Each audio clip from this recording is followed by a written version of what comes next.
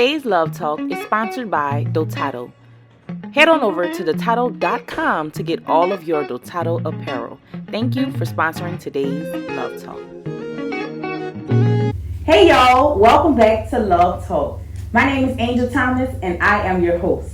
This month on Love Talk, we are talking about the power of the black man and black fathers matter. There's no better person than to have on for this segment than my own dad, Gregory Phillips. How you doing today, Daddy? I'm doing absolutely wonderful, baby girl. Absolutely wonderful. That is so good. I'm so glad that you're here on Love Talk. You've been seeing the growth of Love Talk. This is actually your second time on Love Talk, first time in person, and we're just going to dive into just the black man altogether. And you know, just being a black man, the importance of the black man, the power of the black man. You're a father, you know how important fatherhood is. Yes. So we're going to talk about all that here on Love Talk today. But before we get started, where are you based out of when you do your work? Baton Rouge, Louisiana. I'm living in Baton Rouge, Louisiana. This is my third time living in Baton Rouge, and this is where I do my work. Absolutely. And I know you because I'm your daughter, but I just want you to tell myself and my audience just a little bit about yourself. Well, I was born and raised in Alexandria. Again, my name is Greg Phillips. I was born and raised in Alexandria. Moved to Baton Rouge when I was 18 years old. From there, moved out of the country for 3 years to be a missionary and also to learn Spanish. Moved back to the country in 98, from 98 until who knows when. Lived in Baton Rouge, then lived in New Orleans, and came back to back to Baton Rouge in 2011, and that's where I am now. Absolutely. And not only are you active in the black community, helping black men, but you also wrote a book, which is right here, Battling for Everything and Planning to Win, A Fight for a Better Life.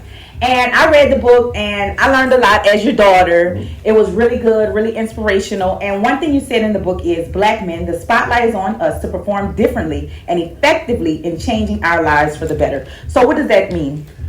It actually means no one is coming to save us. I am 55 years old, and all through my adult life, we have been waiting for someone outside of us to come and help us to become better as a black community. Well, those days are over with. No one is going to save us. No one is going to come and make our community better. Nobody's going to come and make us better. We're going to have to do that ourselves. And it starts with the black man. I am a product of a single mother. I am a product of a single mom. My mom did all she could to help me become a better man along with my brother. But it wasn't designed that way. My mom wanted to have a loving husband that she could love as a wife, but it did not happen for her that way. Therefore, she had to do what she needed to do to raise 6 kids by herself. And she did. Me being a young man, actually a child at age 8, wondering who my father was. And at age 8, I decided that I was going to be a different kind of a father. Different kind of a father at age 8. Wow. Because having those feelings of who your father is, wanting to know who your dad is, and that just didn't happen for me. So it was around, I was 31, 32 years old when I found out who my father was, and found out that he had been deceased since the 70s. Wow. And so I have something, I guess, a hole in my heart, because you and Caleb and London, y'all have something that I would never have. And that is being able to pick up the phone just to say hi to your dad. Hey, Dad, what do you think about this idea, that idea? And because I know what that hole feels like, I never want my children to have that hole in their heart, than wondering what it feels like to have a father. And so for that, I strive to be a better father for you all, as well as help other black men to be fathers, whether they're in the lives of whether the mother or the father together, does not make a difference. What makes a difference is the father stepping up and being a father to his children. Wow. And I can attest that you were there, even despite you and my mom getting divorced. You know, you made it a point to be in our lives. And I definitely appreciate you and thank you for that, because I can't imagine what it's like to not have a dad. You know, there's so many people out here that don't have dads. And like you said, a lot of single mothers raising sons. And honestly, a woman can't teach a boy how to be a man. That's correct. And that is, like you said, you had that missing piece in your life, but that encouraged you and that pushed you to want to be in your kids' life, our lives, no matter what.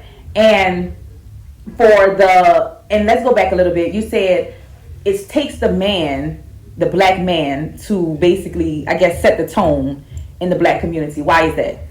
Well, if you think about it, you just look at in our community. There's a lot of chaos in our community, a lot of chaos. And it is my opinion that the chaos that's in our community is a direct reflection of the chaos in the black man's life. And when we as black men deal with our chaos, our personal chaos, we will begin to clean up the chaos that's in our communities. Wow. You look at our community as a three-legged stool. Those legs represent the man, the mother, and the children. When the father is not there, then you got a two-legged stand. And the mother cannot do it all. She can't be the mother, the father, the provider, to spiritual nurture. It takes a lot. Yes. And so until the man get in his place and decide, you know what, I may not be with the mother of my children, but I'm going to be in my children's life, because the daughter needs the father as well as the son needs the father. Yes. And it's imperative that we as men step up to the plate and be our children's fathers. I agree. And one thing that I am really just so excited about this segment is just the fact that black fathers really matter. And you told us just a little bit about the importance of why a father is so important in the lives of kids. But let's talk on that a little bit, because like I said, a lot of kids don't have dads. And there was a viral video on Facebook where a little boy, he was at the track. He was at, running track. And he asked his mom, do I have a dad? And does he know my name? Does he know, how old I am? He was just asking the mom questions about my dad. And I was like, wow, people really don't have fathers. What'd you say? Do I have a dad? Why do you ask that? I don't know, but do I have one? Of course you do. What's his name again? His name is Tyrell. Tyrell? Mm-hmm. Mom, does he know I'm really smart, or does he not? I don't think he knows. Why? Ever since I tell him I'm really good. What do you mean? Tyrell. What about? Like, if I tell him I'm really good, he will trust us, I think. Jakai, it's not about that. Sometimes adults, even though they're big people, even though they're adults, they don't do the right thing all the time. And so some dads don't do the right thing, and some moms don't do the right thing, but you're a fucking amazing. Oh, like and as long as I'm doing the right thing, I'm gonna come to all your games, and I'm gonna go to all your school stuff and all of that. Yeah, but Mom, some people only have a dad, and some people only have a mom, but some people only have a dad and mom. Yep. Let's just talk on that a little bit more. Why is a dad so important, especially a black dad, important in not only the son's life, but the daughter's life as well? I'm going to start with you. I can remember when you were growing up, and you and I would always be going to the store no matter where we were. You would come around and you would catch my hand. And one of the things we would talk about was, I would always tell you, you don't settle. Mm-hmm. Do not settle just to have a relationship for anybody. Mm-hmm. You're more than this. You're more than that.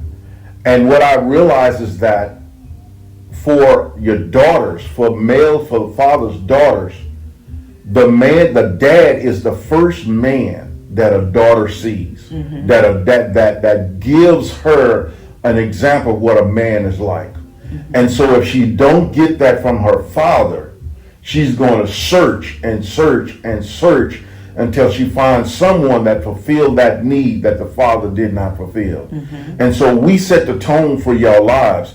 We set the tones how a man should treat a woman. Mm-hmm. Because you all want to know that. You want to know, Dad, what is it? How should a man treat me? and the father sets the tone. For the son wants to know, Dad, what does it mean to be a man? What does it mean to be a man? We don't come to this world with a manual. Right. The manual really is the example that the father set. And let's be honest about this thing. There is an example that's being set. Whether that example is good or bad, an example is being set, and it's being set by the father. The father sets the tone of the family. It's a good tone or it's a bad tone. But we set the tone the way the family is going to go. Man, I'm speechless because it's true. It's true. And so many, as speaking from the woman's point of view, so many of us women, even with men in the house, are trying to set the tone. Yes. And that is because, in my opinion, we men, if you're in a house with your wife or with your significant other, you have to give them reason to follow you. Yes. If you're not giving people reason to follow you, why should they follow you? Wow. And 9 times out of 10, they won't follow you. Why? Because you're not setting that tone. The primary question that you must ask yourself is, where am I going? What am I doing in life? What direction am I going? Am I just living for the sake of living? Do I just live for the weekend? Do I get up and work and I just know I'm going to be at work from 9 to 5 or 9 to 6, and on weekends I'm going to have my weekends free to do whatever? Where your family wants to know, where are we going? And how are we going to get there? So again, the man of the house sets the tone. First of all, he knows where he's going for himself. And when he knows where he's going for himself, then it's easy for him to say, this is where I'm going, and I want you all to come with me. Set the tone. And if you don't set the tone, don't get upset with your wife if she sets the tone for you. So true. But let's talk about this, because I don't want it to seem as though people automatically know how to set the tone. So for the men out there who don't even know how to set the tone, how do they begin to do the inner work or whatever it is they need to do to be able to set the tone for their family? Life's going to come at you in 3 ways. Life's going to come at you as a man. It's going to come at you as a husband or a significant other, or it's going to come at you as a father. And the one thing that goes through all 3 of those is the man part. So if you don't know who you are as a man, you can forget about knowing who you are as a husband or as a father. So you must spend time figuring out who you are as a man. And if you don't have a wife or a child, then you're in a good place. It is a good place for you to be to figure out who you are as a man. Therefore, you're going to have to ask yourself some questions. You're going to have to be reflective. You have to spend time with yourself to ask yourself, what are my strengths? What are my weaknesses? What do I like in life? Where do I want to go? What type of career do I want to have? What is my purpose? And you have to find out those things by spending time with yourself and asking yourself some deep questions. But many times people spend more time thinking about how bored they are when they're by themselves. Yes. Am I answering your question? Absolutely, 100%. So y'all make sure y'all do that spending that time with yourself. Like you said, ask yourself those hard questions. What do I like? What do I don't like? That's very important. Today's Love Talk is sponsored by Dotado. No one's coming to push you. Head on over to No Dotado.com one's to coming get to all turn of the your TV Dotado apparel. No one's coming Thank to you for tell you to get out sponsoring the door and today's exercise. Love Talk. Nobody's coming to tell you to apply for that job that you've always dreamt about. Nobody's coming to write the business plan for you. It's up to you. And I just want to talk about the journey for a little bit. We're going to refer to your book. Okay. You said, finally, in 2018, after 20 years of wondering and fighting to find purpose in my life, I finally found my passion. After many years of hardships, pain, anger, sadness, and confusion, God had mercy on me and brought me back to my first passion, the ministry. The writing of this book is part of my ministry rebirth. So what is your ministry? My ministry is working with black men. But first of all, the overall goal is to make the black community a better community. And so my logo is Greg L. Phillips, the black community paradigm shifter. And it's I cannot be a paradigm shifter for the black community if I wasn't a paradigm shifter for myself. And so I am targeting black men between the ages of 16 and 30 because it is the men we're the ones that's going to make the community better because we need to get in our place. And single moms and mothers, you all can do what you can. You mothers have been great. The wives have been great, but you need help. Yes. And the help is going to come from us. Nobody outside our community is going to solve our problems. We're going to have to solve the problem, and it's going to have to start with the man so that the man can help the entire community to get to be in a better place. And so what I do is I get young black men when I meet them. Oh my God, yes.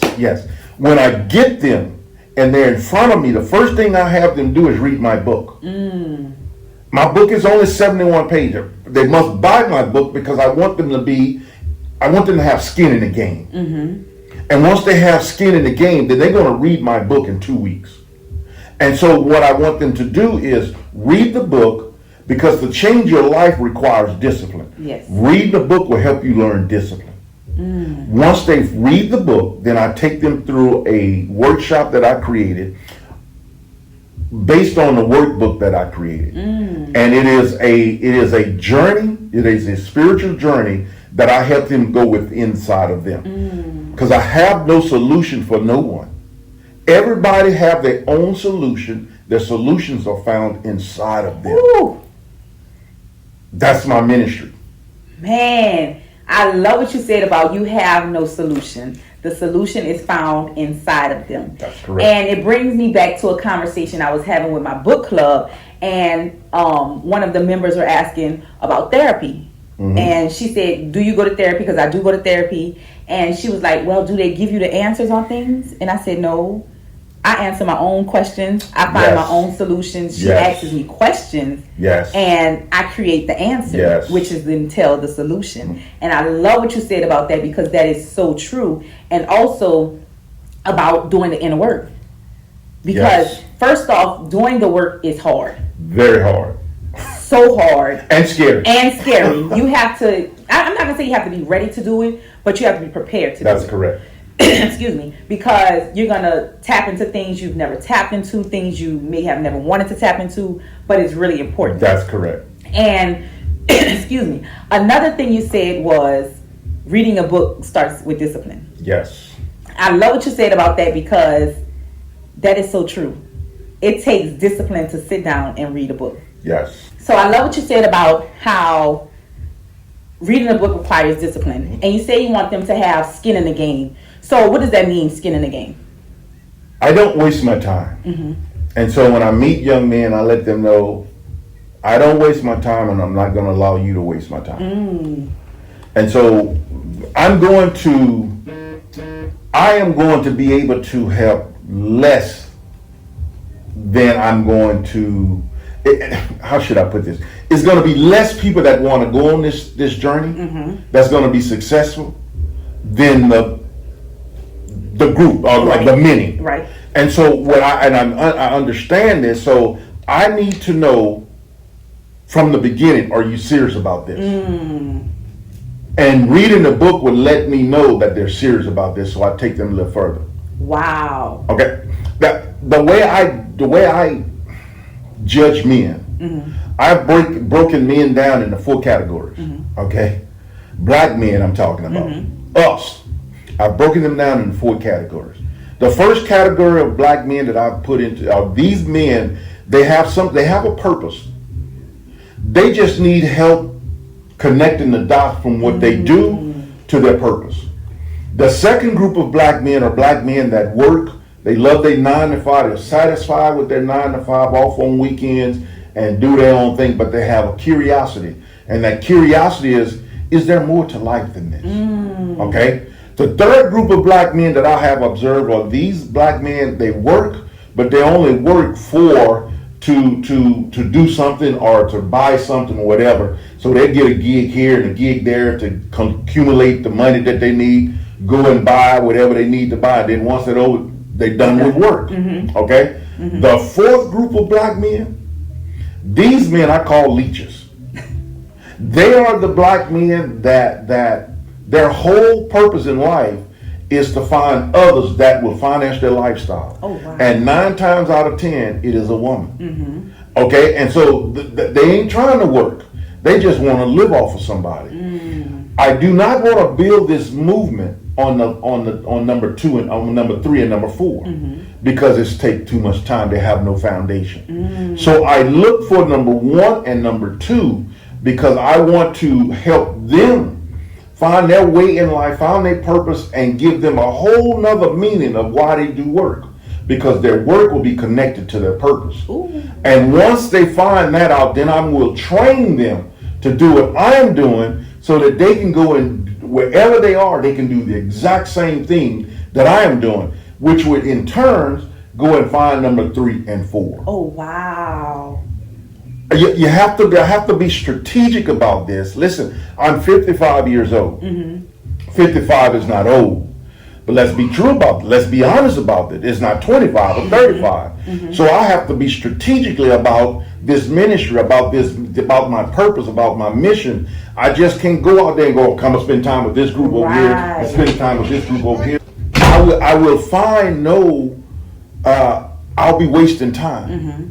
Spending 10 years with people who I shouldn't be spending 10 years with, as opposed to spending 5 years with someone who can double the number that we're creating. Wow. And then I love what you said about how you help build this other man up, and then he goes and builds somebody else up. So it's like a ripple effect. I am intentional in what I do. It's not by accident.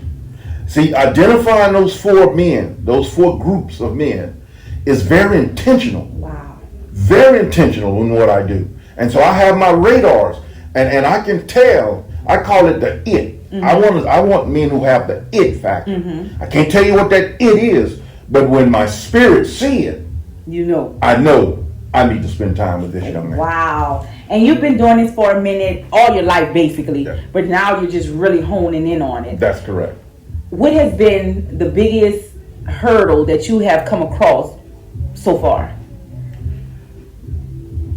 The biggest hurdle is just people challenging themselves. People understanding that there's no savior coming for you. No savior's coming. Everything that you need for life, God has already put inside of you. Yes. You have to decide in your mind, the way I've been living is not working for me. And so you have to love the change, wanting to change more than where you are at your current moment. Wanting to change, if it weighs less than your reality where you are, you will continue to settle where you are. You will not make a change in your life. So true. So true. And I'm just glad that you're on this ministry, like you said, because so many people need it. And although so many people need it, there's men out there searching for it. Yes. They're searching for it. They're looking for that help. They're looking for that change. So just let us know where it is. They can purchase this book, how they can get in contact with you, and they can reach out to you. Yes, you can purchase that book on my website. My website is G as in Gregory, L as in Lionel, P as in Phillips, enterprise.com. That's my website. You can purchase that book. You can also call me at area code 225-246-5753. And it's best that you text me instead of calling, because I respond to texts quicker than I do a phone call, because I get so many of unsolicited phone calls. Totally understand. So y'all make sure y'all grab a copy of this book. I've read it. It's amazing. It's so good, and it can definitely inspire you, encourage you, and help you along your journey. So let's talk about the power of the black man. We've been talking about it throughout this whole conversation, but specifically, what is the power of the black man? The power of the black man is to understand that he's the tone setter. That the power lies within him. For himself, to be his own leader, and that he's an influencer, either for the good or for the bad. Yes, he has the power. We have the power to make a difference in someone's life. Again, whether that difference is for the good or for the bad, we set the tone. I'm telling you, baby girl, I'm telling you, the world will be set on fire when the black man wake up. yes, I agree. And I want you to kind of talk to the men out there like yourself who grew up without a father. Just give them some encouragement, some word of advice, anything that you want to tell them right now. Black men, the idea that you have in your mind about what a father looks like, that's what a father is. Not what you did not have, but you have an idea in your mind. In your mind, this is what a good father looks like. This is what a good father acts like. This is what a good father says. You have those ideas. Then you follow those ideas in your mind and don't pay attention to the example that you had, your lack of example. Use the example that you have in your mind. That is what happened to me at age 8. I had an idea that I could be a better father. So the idea that you have in your mind, black men, about what a father should be like, that is what you want to follow. That is what you want to create. That is what you want to let be your example, because you did not have one growing up. And when you do that, I promise you, it will make a difference in your life. It will make a difference in your life, because if you do not follow that mindset or follow that example in your mind, you too will become like your father. And you don't want that. You don't want to delay that process for your children.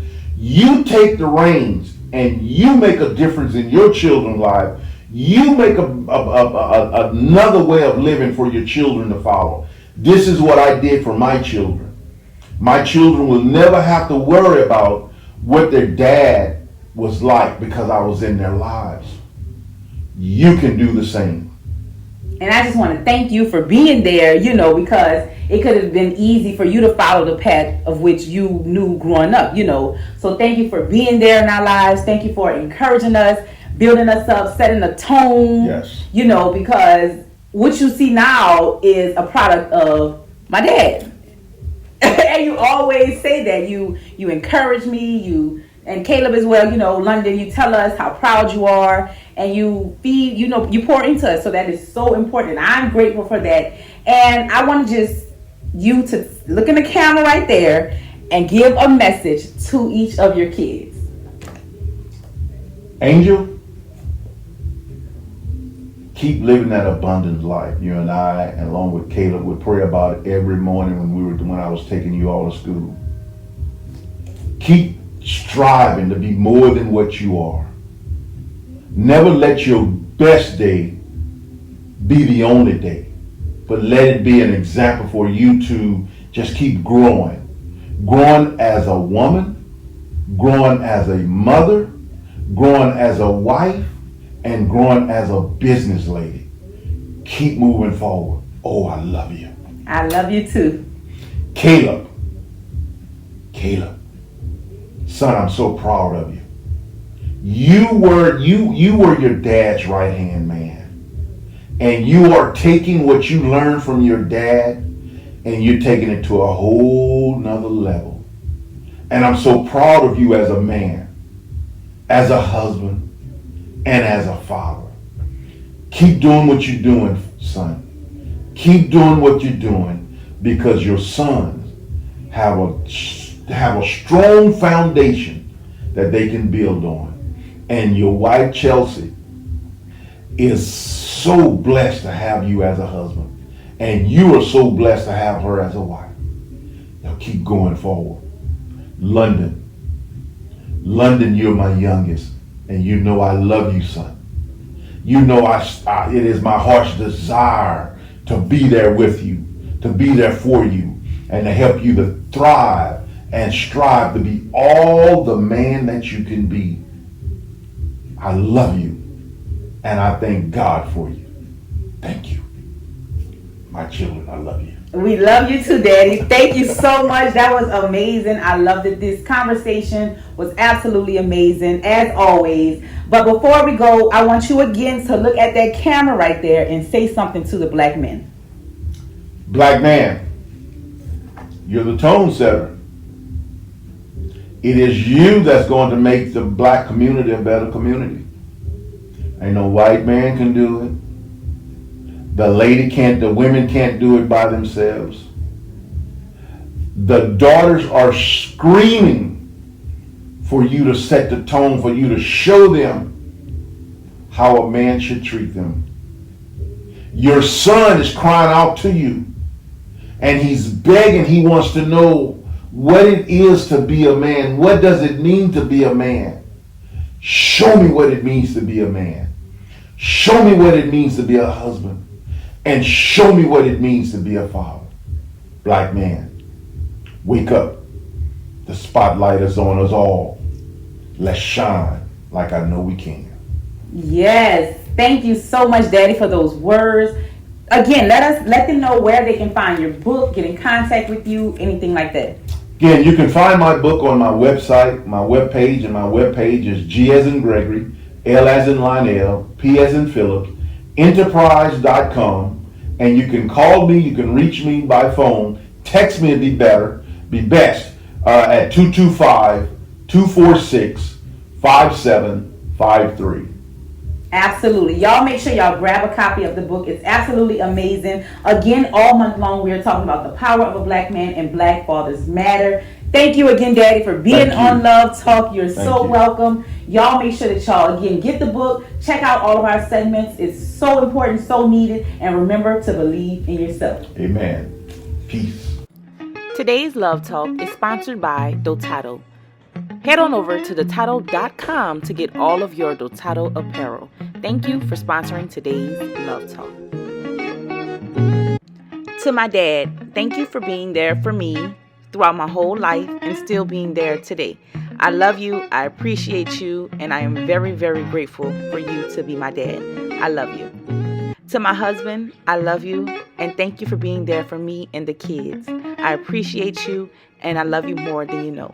Happy Father's Day to all the dads out there.